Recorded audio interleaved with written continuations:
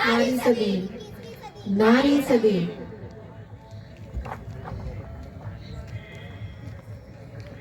बहुत बहुत धन्यवाद इन बच्चों को, इतना सुंदर इन्होंने नारी जो अपना प्रस्तुति हम सबको दिखाया, बहुत ही सराहनीय है।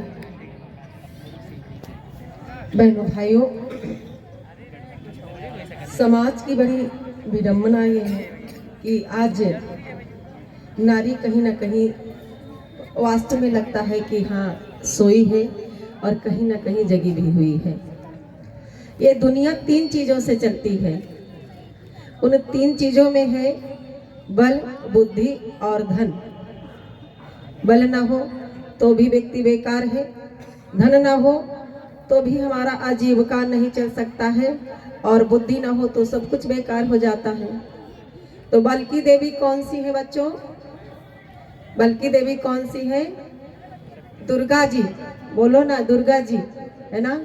दुर्गा जी किस पे सवार होती है? शेर पे। कौन सवार हो सकता है? जो सवा शेर हो, है ना। तो बल पे भी आधिपत्य किसका है? नारी का है। और धन की देवी कौन है? माँ लक्ष्मी। तो उसपे भी आधिपत्य नारी का है। और बुद्धि की देवी कौन है? माँ सरस्वती। और उसपे भी आधिपत्य नारी का है। और ये तीनों से ही दुनिया चलती है और तीनों पे आधिपत्य नारियों का ही है। लेकिन दुर्भाग्यवश आज समाज में, बुद्धि में हमारी नारियां बहुत पीछे जा रही हैं। शिक्षा में तो आगे है, लेकिन विद्या कहीं ना कहीं उनका पीछे छूटता हुआ जा रहा है। अभी सर ने कहा कि हम लोग कहीं ना कहीं जागरूक तो हुए हैं, लेकिन अपने संस्कार को पीछे छोड़ते हुए जा रहे हैं। और सबसे बड़ी बात इसमें अभिभावक है, जो वो अपनी पूरी भूमिका निभा नहीं सकता। हम रात दिन खुराफात करें और बेटा श्रवण कुमार हो, ऐसा नहीं है। अभी राम जन्म में रामायण में भी बताया गया, राम जी को आना हुआ तो वातावरण को परिष्कार करना हुआ, यज्ञ किया गया। और कितने कितने दिनों की तपस्या मनु शतरूपा ने किया, तब जाके राम जी हमारे घर में आए। हम भी चाहते हमारा बेटा राम जी हो, लेकिन हमारी कृति भी कौशल्या जैसी, हमारा गर्भ कौशल्या के जैसे हो, जो उस शक्ति को प्राप्त कर सके। और बहनों भाइयों, बुद्धि के क्षेत्र में कहीं ना कहीं हम सब बहुत पीछे जा रहे हैं। हमारा संस्कार पीछे छूटता जा रहा है। ये सबसे बड़ी दुर्भाग्य है। और बुद्धि को जागृत करने के लिए ही वाकई हमारा मिशन बहुत अच्छा काम कर रहा है। इस दुनिया में अगर मन को ऊपर उठाना है तो कोई चीज काम नहीं कर सकती, और एक ही चीज है जो वो है मंत्र। जल को ऊपर ले जाना हो तो आपका टेक्निकल विभाग आएगा और यंत्र लगा करके जल को ऊपर ले जा सकता है, लेकिन इस मन को सुंदर और शुद्ध बनाना है, ऊपर उठाना है, तो जल यंत्र से ऊपर उठता है और मन मंत्र से ऊपर उठता है। इसलिए गायत्री मंत्र का हमारे जीवन में समावेश होना 100% जरूरी है।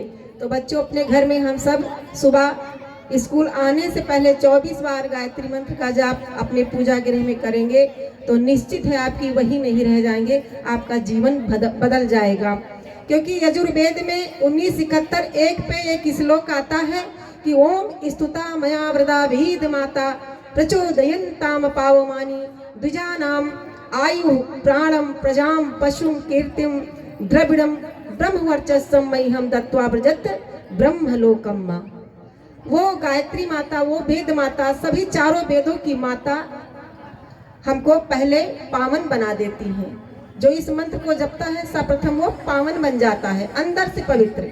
और भगवान से जुड़ने की सबसे पहली शर्त होती है, जैसे भैया ने कहा कि माइंड वॉश करना हमको होता है। हमारे माइंड में कूड़ा कचरा भर जाता है, दूसरों की बात सुनने से, फोन पे लगे रहने से, चैटिंग करने से, बस उसी में मन लग जाता है। जितनी रात तक ये बच्चे जाग करके फोन पे चैटिंग करते हैं, उतनी रात अगर जाग करके परमात्मा का ध्यान करें तो इनका जीवन धन्य बन जाएगा। और चैटिंग करते हुए कहीं फोन स्विच ऑफ जाता है तो मूड खराब हो जाता है। और वही रात में जग करके परमात्मा का ध्यान करें, गायत्री मंत्र का जाप करें तो शायद सुबह मन खिला खिला हुआ होकर के उठेगा। बस इस बुद्धि को उलट देना है और सीधा कर देना है। इस उल्टे को और उलट तो सीधा हो जाएगा। गुरुदेव ने कहा उल्टे को उलट दीजिए। तो बहनों भाइयों, मैं कह रही थी कि ये मंत्र पहले पावन बना देता है और दूजा नाम, दूसरा जन्म हो जाता है, व्यक्ति वही नहीं रह जाता है। इस मंत्र को जप करने वाले की आयु बढ़ जाती, आयु प्राण शक्तियाँ मिल जाती है। हम लोग, आप लोगों को तो इतना अच्छी शिक्षा दीक्षा मिल रहा है, लेकिन हम लोगों को तो वो पहले नहीं मिल पाया, इतना सुविधा ही नहीं रहता था।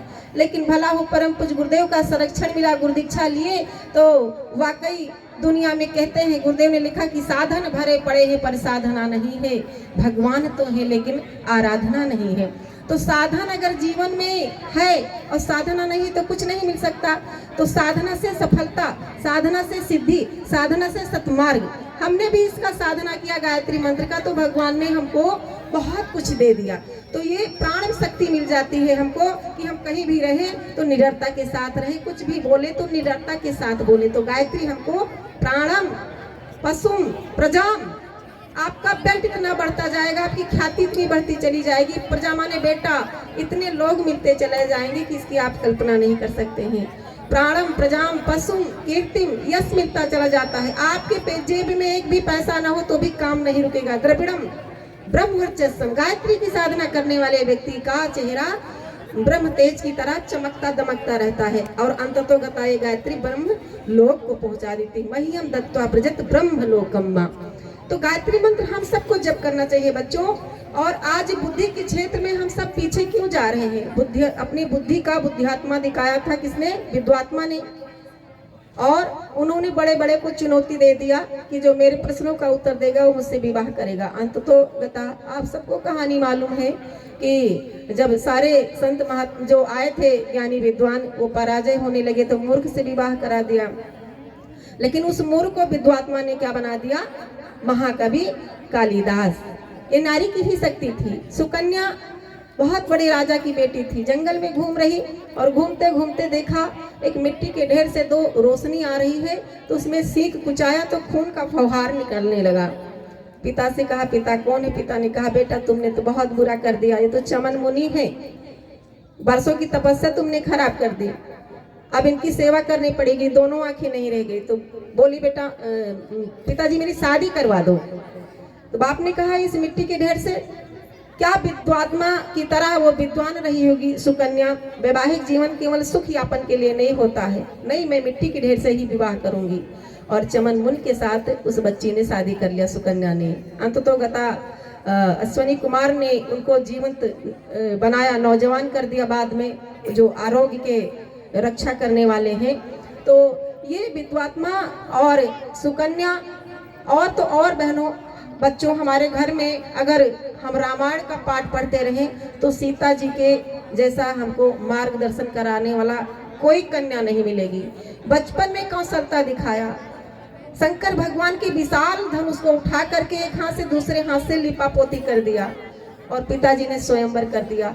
ये कन्या का ही कौशलता है। और वही संस्कार लेकर के सीता जी अपने ससुराल में आती हैं, अयोध्या में आती हैं और पति पे दुख पड़ा तो क्या अपना बुद्धि का परिचय उन्होंने दिया बहनों भाइयों। और वो राम जी के साथ वन में जाने लगी। अगर उनका संस्कार ना होता तो वो सोच सकती थी कि वनवास तो राम को हुआ, मैं क्यों जाऊं? लेकिन उनका बुद्धि है, विवेक ही है।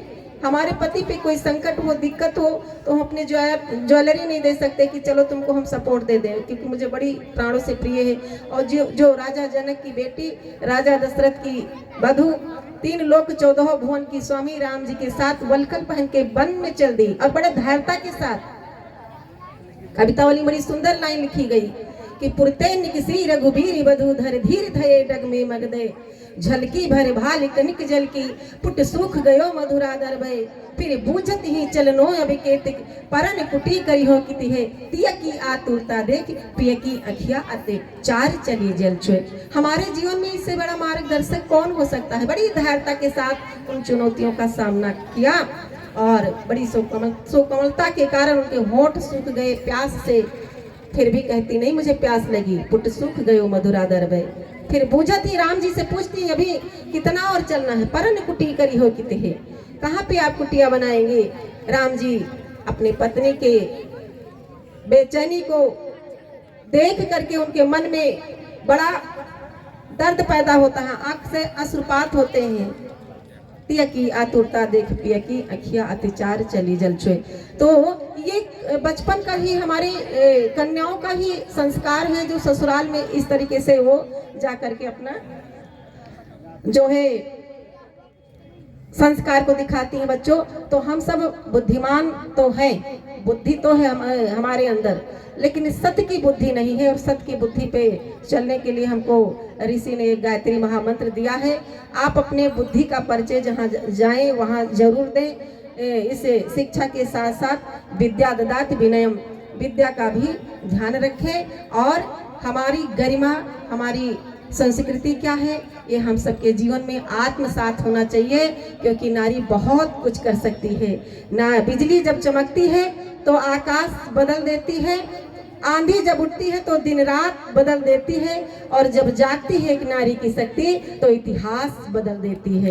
जब जागती है एक नारी की शक्ति तो इतिहास बदल देती है। नारी की शक्ति जागी सुभद्रा चौहान की, तो ससुराल में भी आकर के उन्होंने पढ़ने की अपनी इच्छा जाहिर की। पति ने पढ़ाया तो उन्होंने हम सबके जीवंत बनाने के लिए एक सुंदर कविता लिख दिया। बुंदेले हर बोलो के मुँह हमने सुनी कहानी थी, और खूब लड़ी मर्दानी वह तो झांसी वाली रानी थी। जिस उम्र में आज बच्चियां भटक रही हैं, उस उम्र में झांसी की रानी को देश के लिए जुनून चढ़ा हुआ था। बच्चों, ये सब हमारी आदर्श हैं। हम सबको इनके पथ पे चल करके अपने जीवन को धन्य बनाना चाहिए। बताने के लिए तो बहुत सारी बात है। बच्चे दूर से आए हैं, हम निवेदन करेंगे शाम को आएंगे। और बहुत प्रेरणा स्रोत बातें गुरुदेव ने जो लिखी है, रामायण से जो हमको मिली है, श्रवण करने का मिलेगा। आइए समय को ध्यान में रखते हुए अब आगे का कार्यक्रम जो है हमारे भैया बताएंगे। बोलिए भारत माता की। घर की शक्ति नारी है, परिवार की शक्ति नारी है, समाज की शक्ति नारी है, देश की शक्ति नारी है, दुर्गा शक्ति नारी है, लक्ष्मी शक्ति नारी है, काली शक्ति नारी है। ये नारी सबकी शक्ति है ना। आइए हम अपने वाणी को विराम देते हैं। आगे की प्रस्तुति भैया हमारे करेंगे। सभी को बहुत बहुत धन्यवाद। परम पूज्य गुरुदेव का आशीर्वाद आप लोगों पे अनवरत बरसता रहे, ऐसी शुभकामना। धन्यवाद।